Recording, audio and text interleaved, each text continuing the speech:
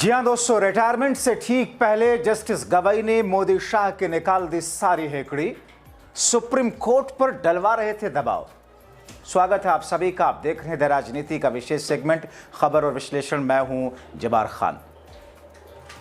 दोस्तों, तब क्या हो जब 2024 के चुनाव में बुरी तरह मुंह की खाने के बाद से बौखलाई केंद्र की मोदी सरकार सुप्रीम कोर्ट पर दबाव बनाने और गुमराह करने की कोशिश करती दिखाई दी, और फिर भी सरकार और पूरा बीजेपी अमला गला फाड़ फाड़ कर चिल्लाए कि हम न्यायिक व्यवस्था का पूरा सम्मान करते हैं, हम न्यायिक प्रक्रिया और अदालतों का सम्मान करते हैं। दोस्तों, कुछ ऐसी ही केंद्र की मोदी सरकार करने की कोशिश कर रही थी। सुप्रीम कोर्ट पर सत्ता के नशे में दबाव बनाने की कोशिश करने लगी थी। उसे लगा था कि ईडी, सीबीआई और तमाम केंद्रीय एजेंसियों की तरह सुप्रीम कोर्ट और सीजेआई गवई भी उसके दबाव में आम काम करेंगे।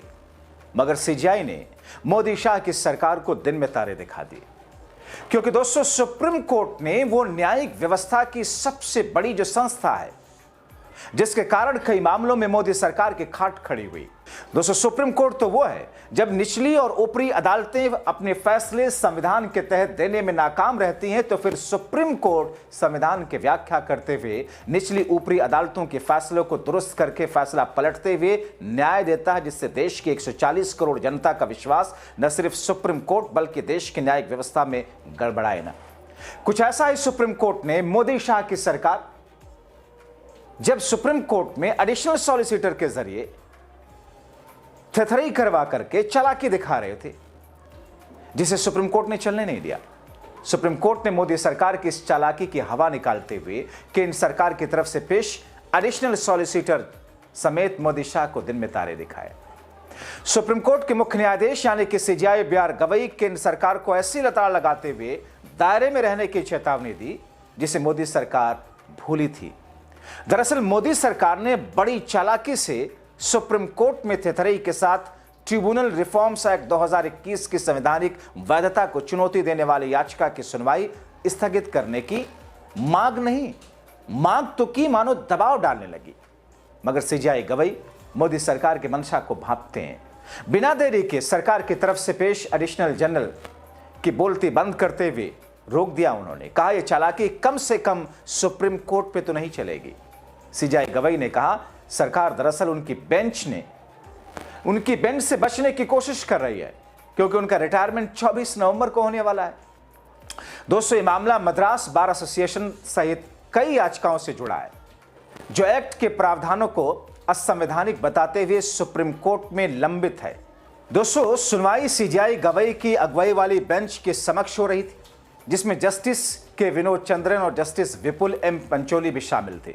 याचिकाकर्ताओं का प्रतिनिधित्व सीनियर एडवोकेट अरविंद दत्तर कर रहे थे। दरअसल एक दिन पहले सरकार की तरफ से additional solicitor general Aishwarya Bhati ने सरकार की ओर से मेंशनिंग के जरिए स्थगन की मांग कर डाली। इस पर सीजेआई गवई ने तल्ख लहजे में कहा, हमने आपको पहले ही 2 बार समायोजन दिया है, कितनी बार और? अगर आप 24 नवंबर के बाद सुनवाई चाहते हैं तो बताएं। कोर्ट के साथ ये बहुत अनुचित है। हर बार अंतर्राष्ट्रीय मध्यस्थता के लिए समायोजन मांगते हैं। आपके पास वकीलों की पूरी फौज है और फिर आधी रात को बड़े बेंच को रेफर करने की अर्जी दाखिल कर देते हैं। हमने सोचा था कि 7 नवंबर को सुनवाई करेंगे और वीकेंड पर फैसला ले देंगे। सीजेआई ने साफ शब्दों में चेतावनी दी कि अगर अटॉर्नी जनरल और वेंकट रमन सोमवार को पेश नहीं होते तो मामला बंद कर दिया जाएगा। दोस्तों, आपको मोदी सरकार की तरफ से सुप्रीम कोर्ट में की गई थेथरई बताते हैं। दरअसल पिछली सुनवाई जो 3 नवंबर को हुई थी, उसमें भी सरकार की तरफ से पेश additional solicitor general Venkat Raman ने बड़े बेंच को रेफर करने की मांग उठाई थी, जिसे बेंच ने खारिज कर दिया था। तब सीजेआई ने कहा था, पिछली तारीख पर आपने आपत्तियां नहीं उठाई, आपने निजी आधार पर स्थगन मांगा था। मेरिट्स पर पूरी सुनवाई के बाद अब ये आपत्तियां ठीक नहीं है। सरकार एक चाल चल रही है, बेंच से बचने की चाल। हम उम्मीद करते हैं कि केंद्र सरकार ऐसी चालाकी नहीं करेगी। ये एक पक्ष की पूरी सुनवाई के बाद और एजी को निजी आधार पर समायोजन देने के बाद हो रहा है। दोस्तों, इसके आगे सीजेआई गवई ने जो कहा वो दरअसल मोदी शाह की सरकार को सीधे सीधे कटघरे में खड़ा करते हुए पोल खोलने जैसा है। भारत की चीफ जस्टिस सीजेआई गवई ने कहा, अगर आप नहीं चाहते कि हम इस मामले को सुने और फैसला लें तो बता दीजिए। लगता है आप 24 नवंबर के बाद सुनवाई चाहते हैं। हमने 3 बार अटॉर्नी जनरल को समय दिया, लेकिन हम सुनते जा रहे हैं कि इंटरनेशनल आर्बिट्रेशन में व्यस्त हैं। आपके पास में विद्वान एसजी की पूरी टीम है, किसी और को इस मामले में बहस क्यों नहीं करने देते आप? आपकी मंशा ठीक नहीं है।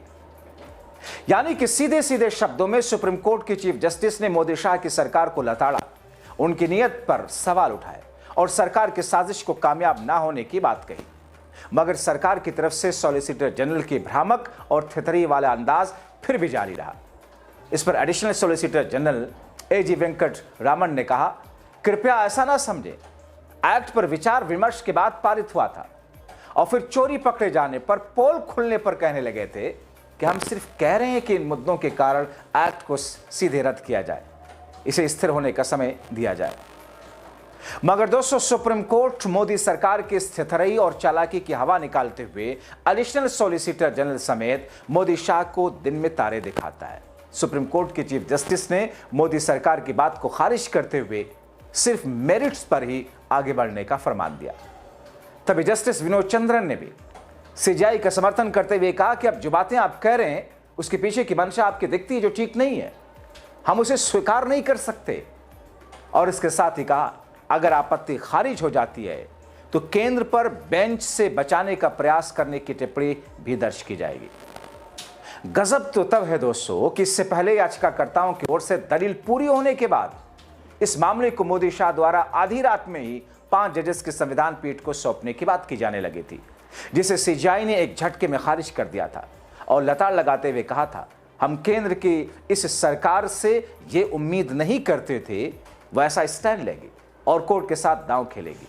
हम किसी हाल में सरकार के दबाव में आकर बड़े बेंच में भेजने की अर्जी को अनुमति नहीं दे सकते। दोस्तों, ये मामला फिर से 7 नवंबर के आगे की सुनवाई के लिए चीफ जस्टिस ने लगा दिया था। सीजेआई गवाई की रिटायरमेंट से पहले इस मुद्दे को सुलझाने की कोशिश है।